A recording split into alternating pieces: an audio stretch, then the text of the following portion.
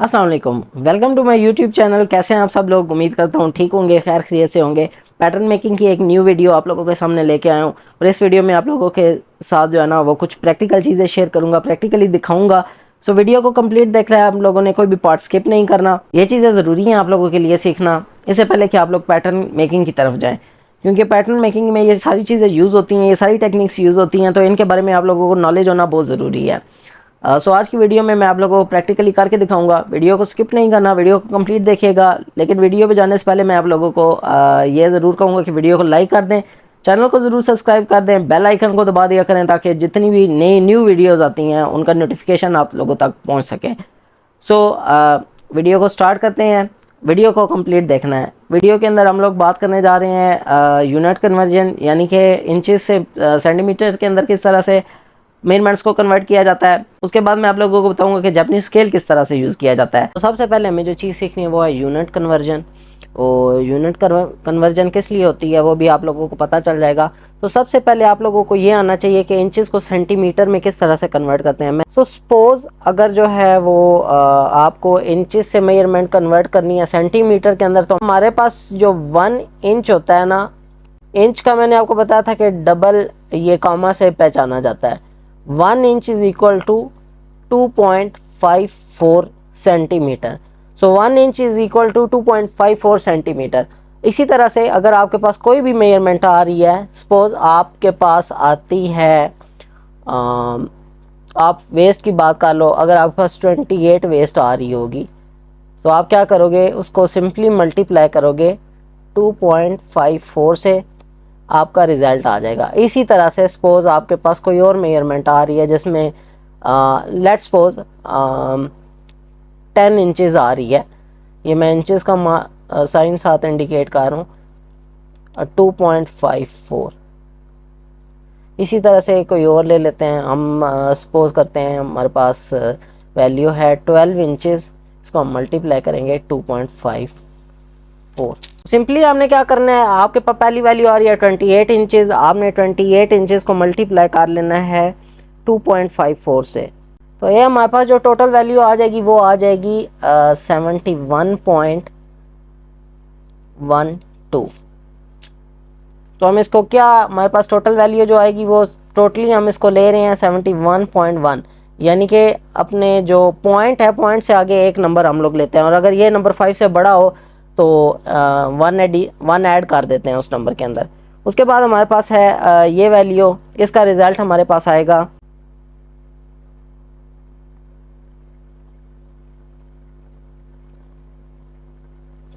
उसके बाद हमारे पास ये थर्ड वैल्यू है, ये हमारे पास टोटल वैल्यू आ जाती है 30.48। अब हमारे पास क्योंकि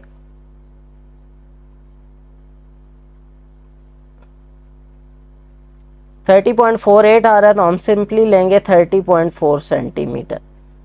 तो ये हमारे पास तीनों वैल्यू आ गई और मैंने आपको बड़ा इजी वे बताया है। आप लोग जो है वो ये कैलकुलेटर के थ्रू कर सकते हो। मैंने भी कैलकुलेटर ही यूज़ किया है, इतना परफेक्ट नहीं हूँ मैं मैथ के अंदर। आप सब भी कैलकुलेटर यूज़ कर सकते हो और इन मेजरमेंट्स को किस तरह से निकालना है, जस्ट सिंपली आपके पास जो भी वैल्यू आ रही होगी आपने उसको मल्टीप्लाई कर देना है 2.54 से। तो आपके पास जो है वो इंचेस की जो वैल्यू होगी वो कन्वर्ट हो जाएगी सेंटीमीटर के अंदर। ये बहुत सिंपल है, लेकिन प्रैक्टिस से होगा, आपको प्रैक्टिस करनी होगी और प्रैक्टिस लाजमी करें कि कैसे इंचेस से सेंटीमीटर में कन्वर्ट किया जाता है। आपने अब क्या करना है, जो आप मेजरिंग चार्ट मैं डिस्क्रिप्शन में दे रहा हूँ, साइज़ 10 दे रहा हूँ, आपने जितनी भी मेजरमेंट्स हैं उनको कन्वर्ट करके अपने मेजरिंग चार्ट के ऊपर लिख लेना है और सेंटीमीटर के अंदर उन्हें पहले से कन्वर्ट करके रख लें, क्योंकि फिर हम लोग पैटर्न बनाने जा रहे हैं तो सेंटीमीटर्स के अंदर हम चीज़ें यूज़ करेंगे, तो आप लोगों को ये क्लियर होना चाहिए। तो ये था यूनिट कन्वर्जन। यूनिट को कन्वर्ट करने के बाद अब हम लोग सीखेंगे जापानीज स्केल के बारे में। ये स्केल बहुत ही ज़बरदस्त टूल है बिगनर्स के लिए और पैटर्न मेकिंग के अंदर ये एक बहुत ही अच्छा टूल है। जो भी पैटर्न मेकर्स हैं सभी यूज़ करते हैं ऑलमोस्ट। तो हमने सबसे पहले जो है वो इस स्केल के बारे में समझना है।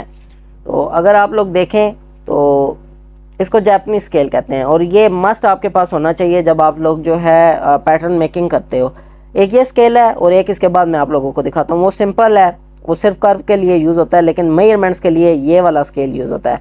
तो आप देख रहे हो कि इस पे जो है वो ओरिजेंटल लाइंस भी लगी हुई हैं और वर्टिकल लाइंस भी लगी हुई हैं, ठीक है। उसके बाद आप ये भी देख रहे होगे कि यहाँ पे क्रॉस की लाइंस हैं, यहाँ पे क्रॉस की लाइंस हैं। उसके अलावा अगर मैं लास्ट में दिखाऊं आपको तो यहाँ पे भी क्रॉस की लाइंस हैं। ये जो स्केल की हमारे पास टोटल लेंथ होती है ना, ये 50 सेंटीमीटर होती है। अगर आप लोग देख लो, मैं आप लोगों को बहुत क्लियरली दिखा रहा हूँ, आप लोग देख सकते हो, और दोनों साइड से आप कर सकते हो। यहाँ से भी 50 सेंटीमीटर है और इसको अगर यूँ यूज़ करें तो भी हम यूज़ कर सकते हैं। तो ये हम मुख्तलिफ़ तरीक़ों से यूज़ करते हैं मेजरमेंट के लिए। आप लेफ़्ट टू राइट भी यूज़ कर सकते हैं, राइट टू लेफ़्ट भी यूज़ कर सकते हैं। अच्छा, ओरिजेंटली जो है ये 50 सेंटीमीटर है, और यहाँ पे अगर आप लोग देखो तो वर्टिकली हमारे पास 1 2 3 4 एंड ये लास्ट पे यहाँ तक 5 सेंटीमीटर। वर्टिकली जो हमारे पास सेंटीमीटर में ये आता है ये 5 सेंटीमीटर होता है, और ओरिजेंटली जो हमारे पास ये आता है वो होता है 50 सेंटीमीटर। अच्छा, अब जो मैं आप लोगों के साथ पॉइंट शेयर करने लगा उनको थोड़ा नोटिस कीजिएगा। ये अब आपको पता चल गया 1 सेंटीमीटर, ये हो गया 1.5 सेंटीमीटर, ये हो गया 2 सेंटीमीटर, ये हो गया 2.5, 3, 3.5, 4, 4.5 एंड 5। सो इसी तरह से होता है ये। और ये जो बीच के नंबर होते हैं ये आपके पास जो है ना वो जो पॉइंट के बाद की वैल्यू होती है वो होती है, लेट्स सपोज हमारे पास कोई वैल्यू आती है, जब हम कन्वर्ट करते हैं कि वो वैल्यू हमारे पास बन रही होती है 15 पॉइंट एंड समथिंग। तो हमारे पास 15 ये एंड उसके बाद जो पॉइंट के बाद वाला नंबर होगा वो यहाँ से आपने काउंट कर लेना है। 5 हो तो ये आ जाएगा, 6 7 हो तो इनमें से आपने काउंट करके वो वैल्यू ले लेनी है। सो बहुत ही सिंपल है, आपको प्रैक्टिस से आ जाएगा, कोई इसमें रॉकेट साइंस नहीं है। ये बहुत बेसिक चीज़ें आप स्केल्स के साथ अमूमन ये चीज़ें कर चुके होगे पहले, ज्योमेट्रिक मैथ में ज्योमेट्रिकल के अंदर ये चीज़ें यूज़ होती हैं। लेकिन जापानीज स्केल का और क्या क्या काम है वो मैं भी आप लोगों को बताता हूँ। आपको मैंने बताया कि वर्टिकली अगर हम लोग देखें तो हमारे पास जो है वो ये 5 सेंटीमीटर है। तो सेम इसी तरह जैसे मैंने आपको यहाँ पे बताया कि ये 12 है, 12.5 है, फिर 13 है, इस तरह से ये 1 है 1 सेंटीमीटर, ये 2 सेंटीमीटर, ये 3 सेंटीमीटर, ये 4 सेंटीमीटर है, 5 सेंटीमीटर। इसके सेंटर की जो लाइन है वो पॉइंट्स में आ जाएगी और वो काउंट कर ली जाती है। इसके अलावा ये जो क्रॉस यहाँ पे आ रहे हैं, ये अगर आप लोग देखो तो यहाँ पे ना एंगल भी लिखे हुए हैं, 10 20 30 40 ये एंगल है। तो इस स्केल को 90 का एंगल चेक करने के लिए भी यूज़ किया जाता है। जब पैटर्न मेकिंग की जा रही होती है तो हमें ये श्योर करना होता है कि जो हमारी लाइंस होती हैं और जो मेजरमेंट्स होती हैं और जो हमारे पैटर्न बन रहा होता है वो 90 के एंगल पे ही चीज़ें हो रही हों। ये तो हम जब पैटर्न मेकिंग करेंगे आपको ज़्यादा क्लियर उस वक्त होगा। तो हमें 90 का एंगल देखने के लिए भी ये स्केल ज़रूरत होता है। उसके अलावा हम पैरेलल लाइंस बनाते हैं और वो पैरेलल लाइंस किस तरह से सीधी बनती हैं वो मैं अभी आप लोगों को बना के दिखाता हूँ। और आप लोगों ने ये स्केल लेना है, एक ये स्केल लेना है, एक नेक्स्ट दिखा रहा हूँ। ये दोनों स्केल आपके पास होने चाहिए। जापानीज स्केल, इसको जापानीज कहते हैं और दूसरे को फ्रेंच कर्व कहते हैं। सो अभी मैं आप लोगों को बताता हूँ कि इससे किस तरह काम किया जाता है। लेट्स सपोज अगर मैं यहाँ पे कोई लाइन ले रहा हूँ, आप रैंडमली अगर ऐसे कोई लाइन लगाओगे तो जाहिर सी बात है वो टेढ़ी ही लगेगी। तो मैं क्या कर रहा हूँ, मैंने ये स्केल लिया, मैं सिंपली क्या करूँगा, मैं यहाँ से कोई भी लाइन जो मैंने आपको दिखाया वर्टिकली आ रही थी, मैंने एक लाइन को पैरेलल टू द पेपर रख दिया है, बिल्कुल पेपर के साथ मैंने मैच कर दिया है। और अब मैं इसकी एक लाइन ड्रा करने जा रहा हूँ।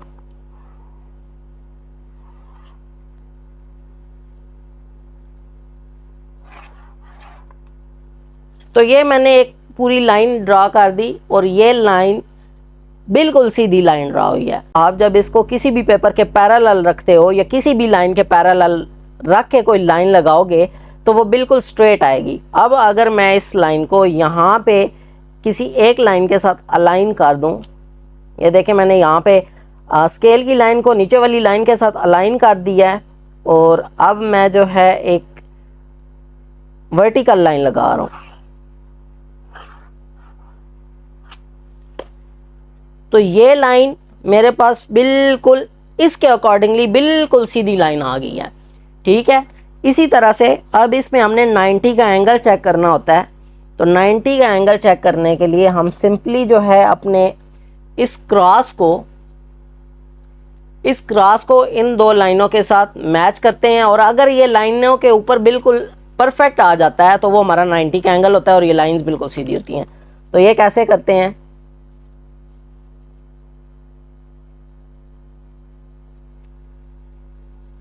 अगर आप लोग देखो तो ये क्रॉस को मैंने इसके ऊपर प्लेस किया, दो लाइंस बिल्कुल इसके साथ बराबर बैठ रही हैं, तो क्या मतलब हुआ कि ये 90 का एंगल परफेक्ट है और ये लाइन सीधी है।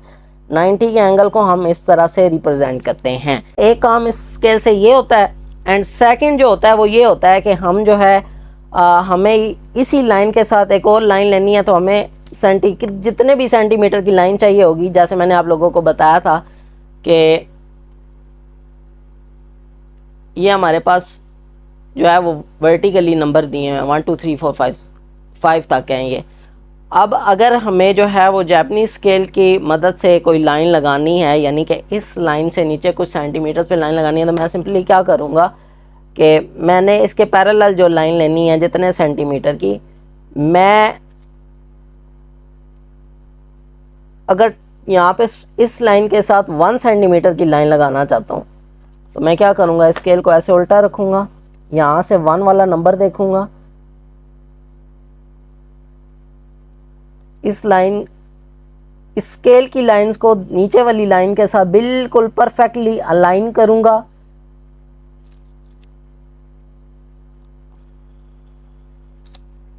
और अपनी लाइन को ड्रा कर लूँगा।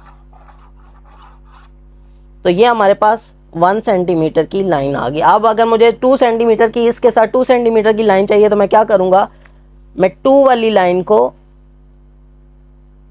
नीचे वाली लाइन के साथ अलाइन कर दूंगा। लेकिन आप लोग देख लो कि मैंने स्केल उल्टा रखा हुआ है, मुझे तो प्रैक्टिस है, मैं कर लूँगा, आप लोग प्रैक्टिस करोगे तो आपको साथ साथ हो जाएगी।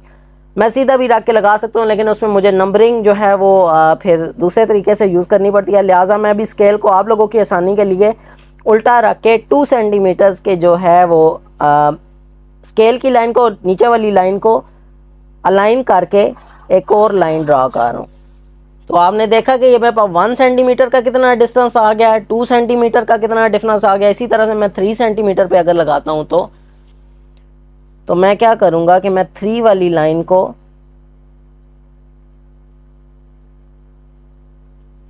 नीचे वाली लाइन के साथ अलाइन करके एक और लाइन ड्रा कर दूंगा।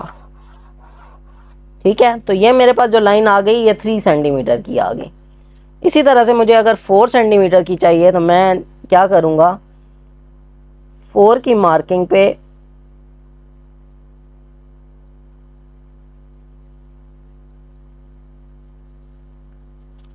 इसी तरह से मुझे जब 4 की चाहिए होगी, तो मैं क्या करूँगा कि मैं 4 की लाइन को नीचे वाली लाइन के साथ अलाइन करके एक और लाइन ड्रा कर दूंगा इसी के पैरेलल, तो मेरे पास आ जाएगी 4 centimetre. So this is how we use Japanese scale.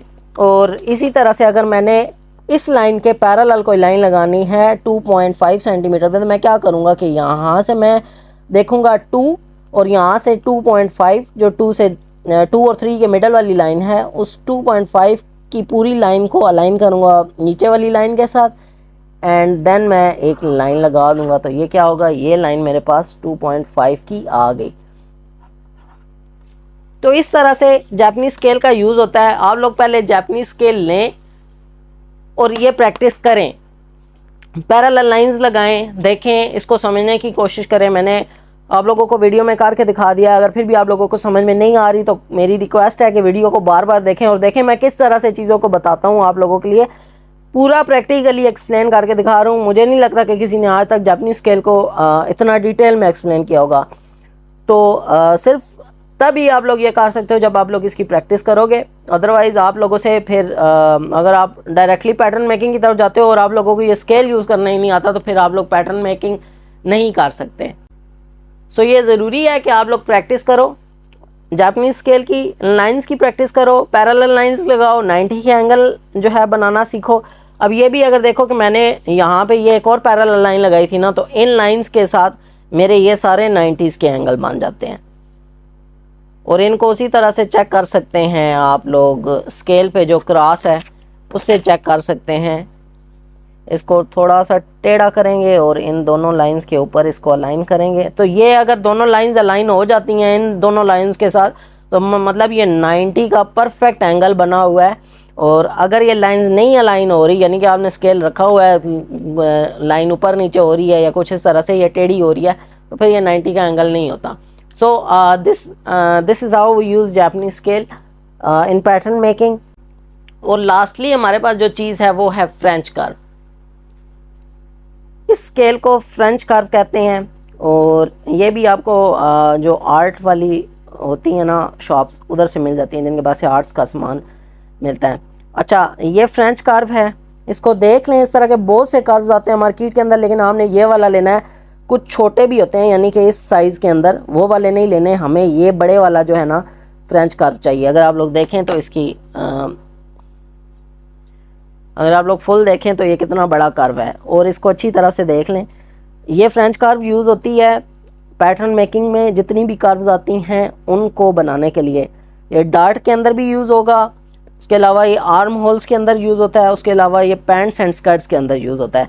बाकी इसका और कोई काम नहीं है, ना ऐसे कोई मेजरमेंट होती है ना कुछ होती हैं। हम अपनी मेजरमेंट्स का काम जो है वो जापानीज स्केल से करते हैं, और उन लाइंस और कर्व्स को बनाने के लिए ये जो है ना फ्रेंच कर्व इस्तेमाल होता है। तो ये कर्व जब हम लोग बनाएंगे उस टाइम पे ही मैं आप लोगों को दिखा दूँगा। ये जो अंदर की लाइंस है ये भी कर्व्स के लिए होती हैं, लेकिन ये जब हम लोग पैटर्न मेकिंग करेंगे उस टाइम पे आप लोगों को बताऊंगा। तो ये स्केल्स आप लोगों के पास होना बहुत ज़रूरी है।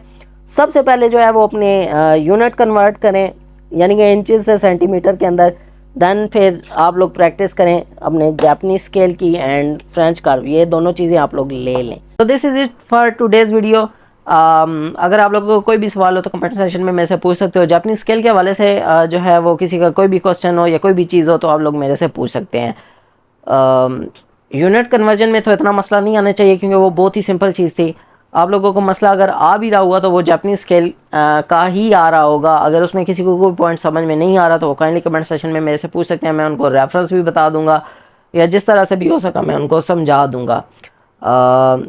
आई होप सो वीडियो आप लोगों ने कंप्लीट देखी होगी, कोई पार्ट स्किप नहीं किया होगा। अगर वीडियो को लाइक नहीं किया तो प्लीज़ वीडियो को लाइक कर दें, चैनल को ज़रूर सब्सक्राइब कीजिएगा। मेरी कोशिश यही होती है कि मैं जो है ना वो कंटेंट को शॉर्ट से शॉर्ट करने की कोशिश करूं। मेरा हरगिज़ ये मकसद नहीं होता कि मैं वीडियो को लॉन्ग करता जाऊं और आप लोगों के लिए डिफ़िकल्टी होती जाए, आप लोगों का जो है ना वो इंटरेस्ट ख़त्म होता जाए। मैंने आप लोगों को पहले बताया फैशन थोड़ा ड्राई सब्जेक्ट है, पैटर्न मेकिंग स्पेसिफिकली जो है वो थोड़ा ड्राई है। तो अगर इंटरेस्ट लोगे तो आप लोगों को अच्छा भी लगेगा और समझ में भी आना शुरू होगा। जब चीज़ें समझ में आना शुरू हो जाती हैं तो इंसान का जो है ना वो इंटरेस्ट मज़ीद डेवलप होना शुरू हो जाता है, और चीज़ें हमेशा स्टेप बाय स्टेप ही चलती हैं। सो मेरी कभी भी ये कोशिश नहीं हुई कि मैं वीडियो को लॉन्ग से लॉन्ग करता जाऊँ, लेकिन अगर प्रैक्टिकली चीज़ें आप लोगों को करके दिखा रहा हूँ तो फिर चीज़ें टाइम लेती हैं, और मुझे नहीं लगता इस तरह से इतना कोई डिटेल में कोई चीज़ समझाता होगा या कुछ करता होगा। मैं आप लोगों को एक सिंपल सी मिसाल देता हूँ कि हमारी जो है वो फैशन और टेक्सटाइल की क्लास के लिए अलग-अलग डेज़ होते थे। ऐसा कभी भी नहीं हुआ कि सेम डे पे टेक्सटाइल और फैशन की क्लास हो रही है। उसकी वजह यही है कि टेक्सटाइल एक अलग फील्ड है, फैशन एक अलग फील्ड है, और हमें पूरा डे चाहिए होता था अपनी एक असाइनमेंट को कंप्लीट करने के लिए। तो मैं किस तरह से वो पूरे डे का जो है वो आपको शॉर्ट करके बना के देता हूँ वीडियो, और मेरी कोशिश यही होती है कि मैं उसको शॉर्ट से शॉर्ट करूँ, और जो है वो चीज़ें आप लोगों के को एक्सप्लेन जो कर रहा होता हूँ वो आप लोगों को समझ भी आनी चाहिए। फिर भी अगर किसी की कोई प्रॉब्लम है, किसी को कोई चीज़ नहीं समझ में आती, तो उसके लिए यही हाल है कि आप लोग कमेंट सेशन में मेरे साथ जो है वो कांटेक्ट करें, मैं आप लोगों को बताऊंगा। उसके अलावा मुझे जो है वो फॉलो कर लें प्लीज़, इंस्टाग्राम वगैरह पे, फेसबुक वगैरह पे, तो भी आप लोगों की बड़ी मेहरबानी होगी। आप लोग डायरेक्टली मुझे वहाँ पे भी मैसेज कर सकते हैं, मैं वहाँ पे भी रिटन फॉर्म में या मज़ीद डिटेल में कुछ चीज़ें आप लोगों को समझा दिया करूँगा। यानी अपना बहुत सारा ख्याल रखिएगा। आज की वीडियो इतने ही। वीडियो को लाइक करना, चैनल को ज़रूर सब्सक्राइब कर देना, और अपना बहुत सारा ख्याल रखिएगा। मिलते हैं नेक्स्ट वीडियो में। अल्लाह हाफिज़।